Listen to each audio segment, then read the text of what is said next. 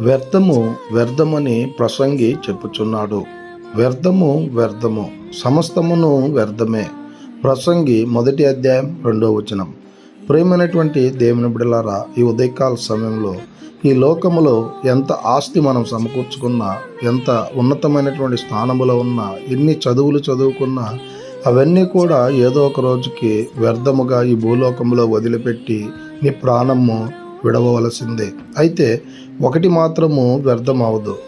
అది ఆ యేసుక్రీస్తు ప్రభుల వారిని గనుక నువ్వు సొంత రక్షకుడిగా అంగీకరించినట్లయితే, ఆయన యందు నమ్మకం ఉంచినట్లయితే, ఆయన యందు విశ్వాసం ఉంచినట్లయితే అది నిన్ను పరలోక రాజ్యంలో చేర్చేదిగా ఉంది.